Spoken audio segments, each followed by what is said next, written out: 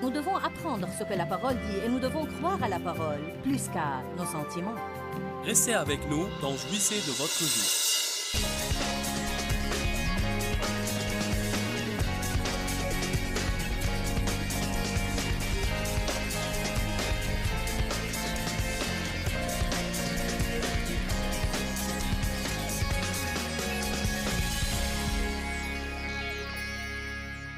De bonnes choses vont arriver. Gérez vos émotions. Nous avons tous des émotions. Et il paraît qu'elles se révèlent quand nous ne le voulons pas. J'ai récemment dit à mon mari, « Je ne sais pas ce que j'aurais fait de ma vie si je n'avais pas appris que les émotions ne vont jamais disparaître, mais que nous pouvons apprendre à les gérer. » C'est une des vraies choses importantes que je veux vous apprendre ce week-end, car j'ai passé tant d'années à souhaiter ne pas ressentir certaines émotions. Eh bien, j'aurais aimé ne jamais me mettre en colère et me sentir impatiente. Ne jamais me sentir offensée. Ne jamais avoir mauvaise conscience. Ne jamais me sentir triste. Mais il paraît que malgré toutes mes remontrances et toutes mes prières, et toutes mes tentatives de croire que certaines de ces émotions négatives ne vont pas se révéler, elles revenaient tout le temps. Finalement, j'ai appris un secret dans la parole de Dieu. Dans Galates 5, que Dieu nous a donné un fruit appelé la maîtrise de soi. La maîtrise de soi. En fait, dans 2 Timothée, chapitre 1, verset 7, Paul dit à Timothée, « Dieu ne nous a pas donné un esprit de peur, mais de force, d'amour et de sagesse. » Mais dans la Bible amplifiée, il dit un esprit de force, d'amour et une intelligence calme et équilibrée et un esprit de maîtrise de soi. Alors Dieu a en fait mis un esprit ou un fruit de maîtrise de soi en nous. Tant de gens passent la plupart de leur temps à essayer de contrôler quelqu'un d'autre tandis qu'ils devraient se contrôler eux-mêmes. Alléluia. En fait, dans cet esprit de force, d'amour et de sagesse ou de maîtrise de soi, la force doit être dirigée contre le diable qui veut vous mener par le bout du nez. L'amour doit être dirigé vers les autres. Et le contrôle doit être dirigé vers nous. C'est malheureux à dire, mais les gens essayent de s'aimer eux-mêmes, de contrôler les autres et de se servir de la force dans le mauvais sens. Pas un esprit de peur, mais de force, d'amour et de sagesse, ou un esprit de maîtrise de soi. Je veux que tout le monde dise « J'ai la maîtrise de soi ». Si vous êtes chrétien, vous ne devez jamais dire de nouveau dans votre vie « Je ne peux pas me contrôler ». Parce que vous pouvez vous contrôler. Si vous le voulez, vous allez vous exercer. Ce fruit-là va se développer et grandir. Et la maîtrise de soi deviendra le grand ami de votre vie. La maîtrise de soi garde tout en place dans votre vie. En fait, si vous lisez la liste dans Galates 5 sur le fruit de l'esprit, elle commence par l'amour. Amour, joie, paix, patience, bonté, douceur, bienveillance, foi, maîtrise de soi. J'ai sauté quelques-uns, mais je vais expliquer mon idée. L'amour en premier lieu, la maîtrise de soi en dernier lieu. Dieu m'a révélé un jour que ça commence par l'amour et tous les autres dérivent de l'amour. Amour, joie, paix, patience, bienveillance. Mais la maîtrise de soi est à la fin, et ils sont comme des serre-livres. Sans la maîtrise de soi, aucun d'eux ne va fonctionner. Sans l'amour sur un bout, aucun d'eux ne va fonctionner. Et sans la maîtrise de soi sur l'autre bout, comment pourrais-je avoir la paix si je n'ai pas la maîtrise de soi? Comment pourrais-je avoir la foi si je n'ai pas la maîtrise de soi? Comment pourrais-je avoir la bienveillance si je n'ai pas la maîtrise de soi? Alors nous devons vraiment penser à la maîtrise de soi. Et nous devons nous rendre compte que Dieu nous tient pour responsables d'elle. Il la met en nous et il s'attend à ce que nous nous en servions. Alors je me suis rendu compte que ces émotions que je ne voulais pas avoir n'allaient jamais disparaître, mais que Dieu s'attendait de moi à ce que je les contrôle. Surtout les émotions négatives. En d'autres termes, si je suis en colère, la Bible dit, si vous vous mettez en colère, ne péchez point. Je n'y peux rien si tout d'un coup je me mets en colère, mais je peux ne pas pécher en me servant de la maîtrise de soi et en ne laissant pas cette colère se manifester d'une mauvaise façon. Je ne dois pas la réprimer et prétendre qu'elle n'existe pas. Mais je dois savoir contre qui diriger ma colère. Et la Bible dit que nous n'avons pas à lutter contre la chair et le sang, donc les gens ne sont pas mes ennemis. Si je dois me mettre en colère contre quelqu'un, que ce soit contre le diable qui œuvre à travers la personne. Comment puis-je me venger du diable? Vous surmontez le mal par le bien. C'est exactement pourquoi la Bible dit « comprenez cela ». C'est exactement pourquoi la Bible dit « bénissez vos ennemis ». Si quelqu'un vous maltraite, vous vous mettez en colère. Vous arrivez à un point où vous vous dites « ça ne sert à rien d'essayer de me venger d'eux, car ils ne sont pas mes vrais ennemis, c'est le diable. Alors comment me venger du diable? Je bénis mon ennemi. » Certains n'ont pas compris ça. Alors je préfère le redire de nouveau. C'est vraiment un secret spirituel. Romains 12, 21 est un secret spirituel. Vous surmontez le mal par le bien.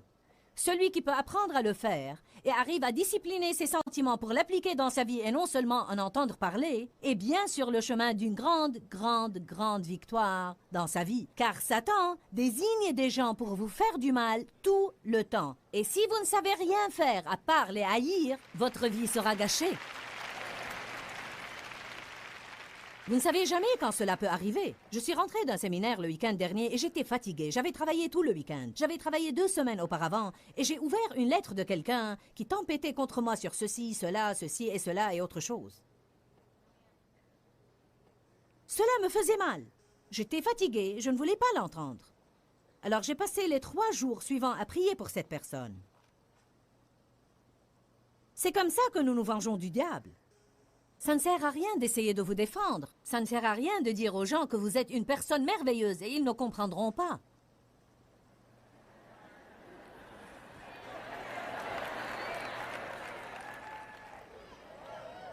Je dois le dire de nouveau, car il y a du bien dans ça. Lorsque vous êtes en colère, lorsque vous vous sentez offensé, lorsque vous êtes peiné et blessé, vous pouvez vous contrôler. Ne réprimez pas la colère. Cela ne va aider en rien. Ne niez pas son existence, mais niez-lui le droit de vous contrôler. Vous vous servez du fruit de la maîtrise de soi. Et vous dites, j'ai été blessé. C'est vrai, je le sens. Mais je ne vais pas me laisser contrôler. Je ne vais pas laisser un sentiment me gâcher la vie. Qui peut recevoir une révélation ce soir? Car beaucoup de vous laissent les sentiments leur gâcher la vie. Et il est temps d'en finir. Ce lieu peut devenir une place de changement et de transformation totale pour certains d'entre vous. Certains d'entre vous sont susceptibles et faciles à offenser. Vous restez peinés et blessés tout le temps ou la plupart du temps et vous devez arrêter. Je ne peux pas m'empêcher de sentir cela. Non, vous ne pouvez peut-être pas enlever la sensation, mais je vais vous dire une chose. Si vous allez prier pour les gens qui vous ont fait du mal, alors le diable va se taire.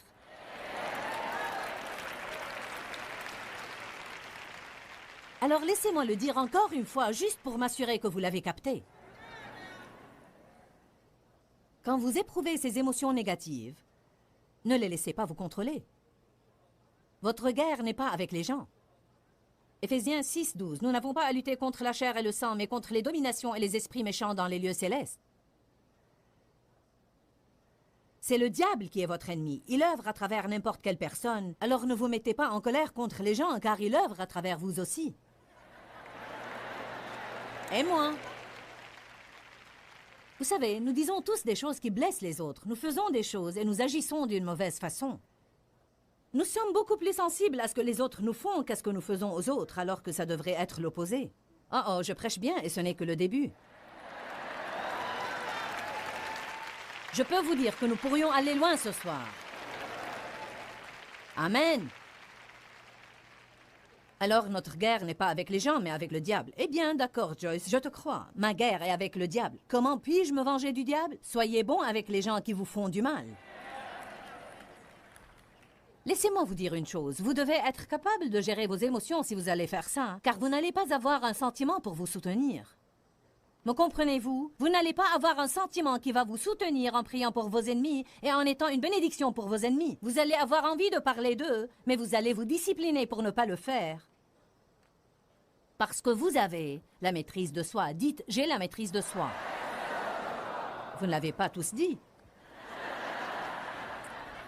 Certains d'entre vous sont en train de penser s'ils veulent l'avoir ou non. Allez, tous ensemble, j'ai la maîtrise de soi.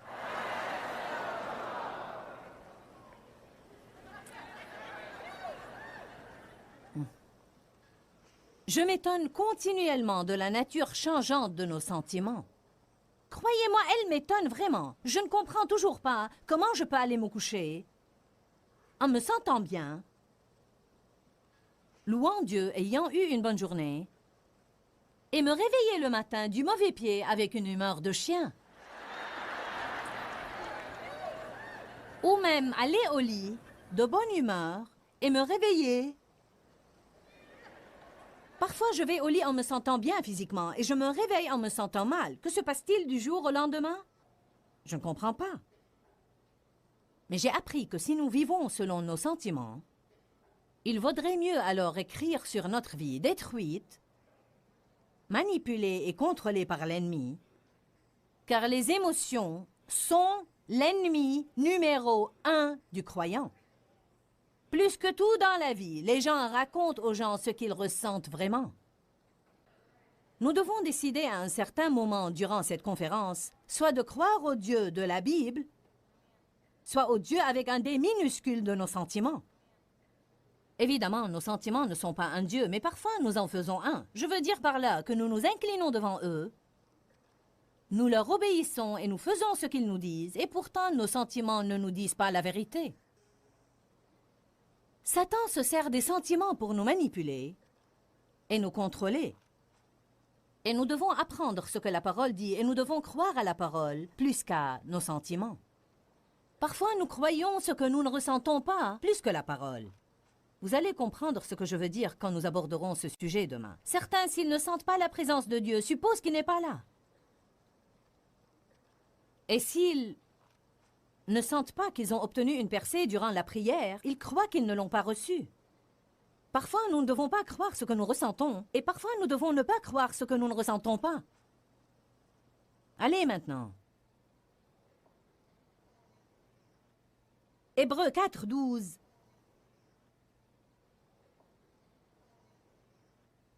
Dit que nous devons apprendre à partager âme et esprit. Hébreux 4, 12 dit que la parole de Dieu est vivante et pleine de force. Elle est active, effective, stimulante et efficace. Elle est plus tranchante qu'une épée à 2 tranchants. Elle est pénétrante jusqu'à partager âme et esprit. La Bible amplifiée dit: un souffle de vie, l'âme et l'esprit immortel, jointure et moelle, les parties les plus profondes de notre être, exposant, explorant et analysant. Mais pour la simplicité, la version simplifiée dit: seule la parole de Dieu peut nous aider à partager âme et esprit. Que signifie cela? Seule la parole de Dieu peut nous apprendre à discerner ce qui est de Dieu et ce qui est de nous. Mon âme est moi. Dieu est Dieu. Mais mon âme est moi. Votre âme est vous. Vous avez un esprit. Quand vous vous régénérez, le Père, le Fils et le Saint-Esprit viennent demeurer dans votre esprit, par et à travers la force du Saint-Esprit. Mais vous êtes toujours vous. Le but est d'apprendre à être mené, guidé et contrôlé par l'Esprit de Dieu qui est en vous, ou en moi. Mais pour que cela se produise, un travail majeur doit être effectué dans notre âme. Quelle est mon âme? Mon âme, c'est mes pensées, ma volonté et mes émotions. Mes pensées me disent ce que je pense et non pas ce que Dieu pense. Le Saint-Esprit en moi voudrait me dire ce que Dieu pense, mais je dois être sensible à l'esprit pour que cela se produise. La plupart des gens sont charnels, et cela signifie qu'ils vivent selon l'âme. S'il y a une chose que nous devons apprendre à l'Église, c'est exactement ce que Hébreux 4 dit, comment partager âme et esprit, comment savoir ce qui est de Dieu et ce qui est de moi. Mes pensées me disent ce que je pense. Ma volonté me dit ce que je veux. Mes émotions me disent ce que je sens. Nous vivons souvent bien trop longtemps sur ce niveau charnel et superficiel. Superficiel signifie en fait la chair. Notre esprit est dans les parties les plus profondes de notre être. Je vais vous prendre ce soir à un passage où Jésus a défié les disciples d'aller dans les eaux profondes. Il s'est servi de l'exemple de pêcher dans les eaux profondes pour attraper une grande pêche de poissons. Nous allons prendre le côté spirituel dans l'optique qui nous intéresse et que je crois être l'équivalent spirituel de ce qui se passait à la partie de pêche. Nous devons dire aux gens ce soir, explorez les profondeurs de l'esprit. Quittez le domaine superficiel des choses charnelles, le domaine superficiel qui est de vivre dans votre volonté, vos pensées et vos sentiments, et attendez-vous à une pêche de bénédiction allant du plus riche débordement de la présence de Dieu dans votre vie jusqu'au Dieu qui comble vos besoins financiers quotidiens. Dieu veut vous bénir dans tous les domaines. Il veut que vous l'écoutiez, que vous voyiez des secrets et des mystères s'ouvrir devant vous, que vous ayez des révélations sur la sagesse et la connaissance. Il veut que vous le connaissiez et la puissance de sa résurrection, que vous connaissiez ses voies, que vous soyez une bénédiction pour les autres. Il veut que vous soyez saints, il veut que vous soyez prospères et que vous soyez créatifs. Mais vous n'allez pas l'être dans ce domaine superficiel de votre volonté et vos sentiments. Me suivez-vous toujours? Je veux, je pense, je sens. Je veux, je pense, je sens. Je veux, je pense, je sens. Écoutez, écoutez-vous et écoutez les autres. Écoutez-vous vous-même. C'est ce que nous disons tout le temps. Je veux, je pense, je sens. Je veux, je pense, je sens, je sens. Laissez-moi vous dire ce que je pense, ce que je veux et ce que je sens. Toute la journée et tous les jours de la semaine. Je veux, je pense, je sens. Je veux, je pense, je sens. Je veux, je pense, je sens.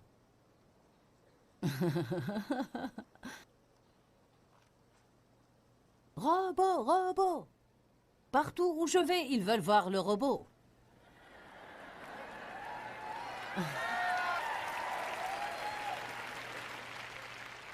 Peut-être. Pour l'instant, je n'ai pas envie de le faire. Je ne pense pas que c'est une bonne idée et je ne veux pas le faire. Alors, à moins que Dieu ne me le dise, je ne vais pas le faire. Peut-être plus tard. Mais voilà ce que je disais. Nous vivons dans ce domaine de notre volonté, nos pensées et sentiments. Et lorsque nous devenons impliqués là, nous ratons la volonté de Dieu. Allons pour un moment à Jean 5:30 et laissez-moi vous montrer un passage étonnant.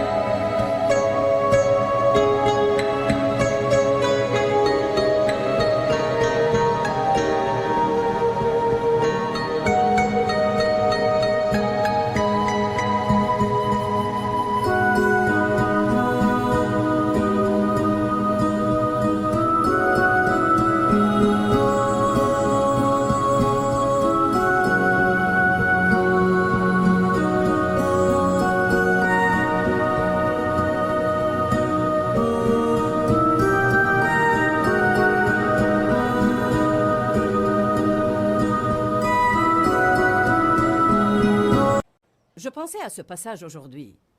En fait, je le priais pour ma vie, parce que je veux vraiment, lorsque je prends des décisions, décider ce que Dieu aurait décidé. C'est notre devoir en tant que croyants. Décider ce que Dieu aurait décidé, car voyez-vous, même si Dieu veut une certaine chose, elle ne sera pas accomplie sur cette terre si nous ne nous décidons pas d'être d'accord avec lui. Car il dit, j'ai mis devant toi la vie et la mort, choisis. Dieu nous donne un libre choix. C'est ce qui fait que nous soyons créés à l'image de Dieu, car nous sommes libres de choisir. Nous ne sommes pas des marionnettes à fil auxquelles il tire les ficelles. Dieu a une volonté pour la vie de chacun de nous, et il essaye de nous mener, de nous inciter et de nous guider gentiment et doucement à travers les parties les plus profondes de notre être. Écouter Dieu consiste surtout à savoir. Juste savoir. La voie de la conscience est juste connaître le bien, connaître le mal. Vous savez dans une conversation que vous ne devez rien dire d'autre. Vous savez que vous ne devez pas parler comme ça. Savez-vous ce que les gens me disent? Je sais que je ne dois pas faire ça, mais... Non, mais quelle déclaration ridicule!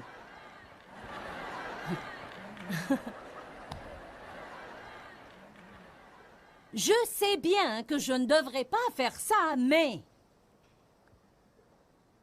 Je sais que je ne devrais pas manger ça, mais... Et dépenser cet argent, mais... Je sais que je ne devrais pas parler de cette personne, mais... Allez, je vous vois tous là au dernier rang. Vous n'allez pas m'échapper parce que vous êtes en haut. Vous voyez, si souvent, même lorsque nous disons cela, nous savons vraiment. Tout au fond de nous, il y a une connaissance, mais nous devons apprendre à vivre selon elle, et non pas à l'ignorer et à aller faire notre volonté quand même. Puis-je vous dire un secret? Voilà un autre secret spirituel. Vous ne pouvez jamais faire un mauvais choix et avoir un bon résultat.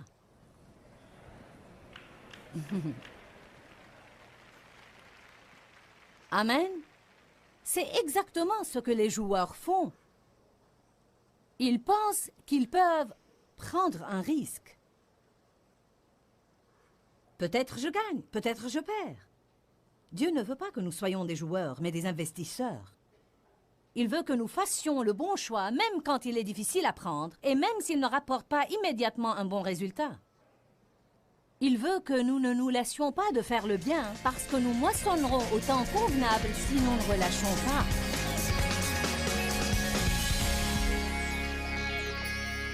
L'enseignement aujourd'hui est porté sur apprendre à diriger nos émotions, et pas nécessairement si nous devons les avoir ou non, car nous allons toujours les avoir.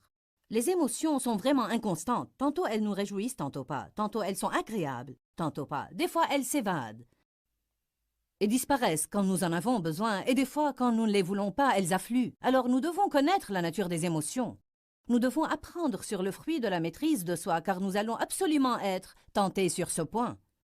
Nous devons prendre la décision soit de croire la parole, soit de croire nos sentiments. Parfois, je dis aux gens, est-ce que vous servez le Dieu de la Bible ou le Dieu de vos sentiments? Satan aime travailler à travers nos sentiments et essaie de nous amener à nous incliner devant ses sentiments. J'ai eu divers problèmes émotionnels dans ma vie parce que j'avais été abusée et maltraitée dans mon enfance. Bien sûr, vous n'avez pas à être maltraité pour avoir des problèmes émotionnels. Certaines personnes, de par leur personnalité, sont plus émotionnelles que d'autres. Nous devons apprendre à diriger nos émotions. Pourquoi, Seigneur, pourquoi? Dans ce livret, Joyce Meyer nous enseigne à travers la parole comment être délivré de la confusion. Pour obtenir ce livret gratuitement, écrivez-nous à Joyce Meyer, boîte postale 40095-6300, Larnaca, Chypre. Ou bien visitez notre site web www.joycemeyer.org/fr.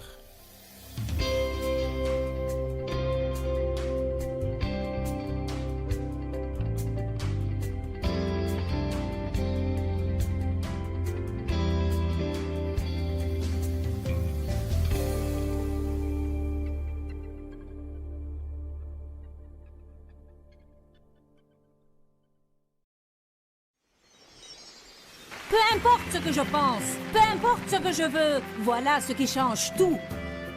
Est-ce que c'est facile à faire? Non! Restez avec nous dans Jouissez de votre vie.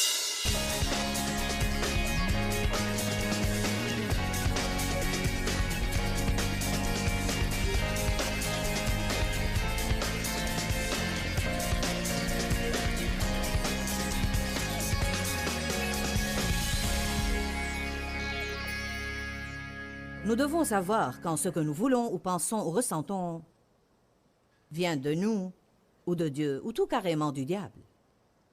Amen. Votre âme égale votre esprit, votre volonté et vos émotions. Il est impossible de marcher selon l'esprit. Maintenant, c'est parti. Nous allons sauter du tremplin et voir qui veut plonger. Mais nous sommes en plongée basse maintenant, alors n'ayez pas peur. Il est impossible de marcher selon l'esprit si vous n'êtes pas prêt à souffrir dans la chair. Alors le cœur de l'affaire est là, et c'est là où l'on peut trier ceux qui veulent avancer de ceux qui veulent rester à la frontière de la terre promise et murmurer toute leur vie. Mais moi, je veux traverser, et je veux prendre plus que deux avec moi. Amen.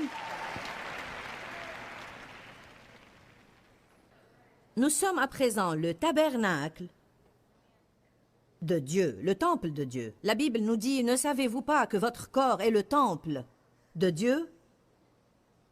Nous sommes un être tripartite. Esprit, âme et corps. Le tabernacle de l'Ancien Testament avait aussi 3 compartiments. Le parvis extérieur, le lieu saint et le lieu très saint. Il y a une corrélation entre le tabernacle et notre corps. Notre chair représente le parvis extérieur, l'âme représente le lieu saint et l'esprit représente le lieu très saint.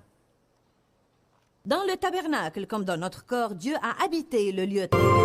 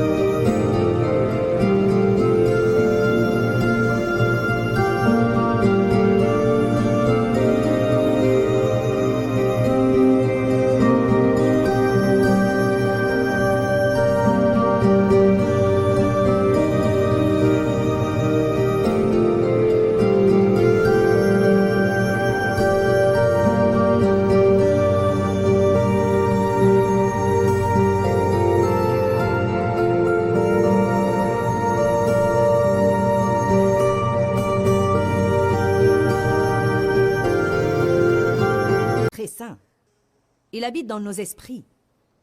Il a habité le lieu le plus saint, le parvis intérieur du tabernacle de l'Ancien Testament. Il y avait une partie intérieure et une extérieure. Rappelons-nous de cela et lisons Hébreux 9:8 pour voir si nous pouvons l'appliquer sur notre message de ce soir. Le Saint-Esprit montre par là que le chemin du vrai lieu très saint n'est pas encore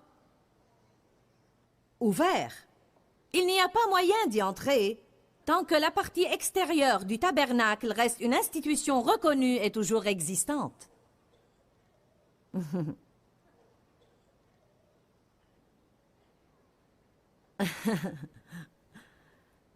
Alors, tant que je suis encore en train de reconnaître les droits de la partie extérieure, Je ne peux pas vivre dans l'esprit. Et devinez quoi? L'esprit est le lieu de la joie. C'est le lieu de la paix. C'est le lieu de la force. C'est le lieu de refuge. C'est le lieu secret du Très-Haut. C'est le lieu dont parlait Paul lorsqu'il a dit « Afin de le connaître et la puissance de sa résurrection, qui me ressuscite d'entre les morts, même lorsque je suis dans mon corps. » Psaume 91, verset 1. « Celui qui demeure sous l'abri du Très-Haut restera stable et passera la nuit à l'ombre du Tout-Puissant. » C'est la place à laquelle nous pouvons accourir lorsque tout le monde est contre nous et quand les circonstances sont mauvaises. Mais tant que je continue à m'incliner devant la chair, oui, chair, oui, oui, chair, oui, chair. Je ne me rappelle plus exactement pour quel message nous avons lu ce passage, mais Romains 8 dit « Les gens qui vivent selon la chair ne sauraient plaire à Dieu. » Cela ne le satisfait pas. Pourquoi? Parce que tant que nous satisfaisons la chair, Dieu ne peut pas accomplir sa volonté dans notre vie et son dessein pour chacun d'entre nous ne sera pas entamé et réalisé. Et Dieu a un bon plan pour votre vie. Jérémie 29, 11, Éphésiens 2, 10. Dieu a un bon plan, un plan fixé à l'avance, préétabli, prédestiné et bon pour la vie de chacun d'entre nous en particulier. Et nous sommes récréés en Jésus-Christ, régénérés pour accomplir ses bonnes œuvres et pour avoir cette bonne vie que Jésus est mort pour nous donner. Il n'est pas uniquement mort pour que nous puissions aller au ciel. Il n'est pas uniquement mort pour que nous puissions échapper à l'enfer. Mais il est aussi mort pour que nous puissions avoir une bonne vie pendant que nous sommes là à faire ce voyage.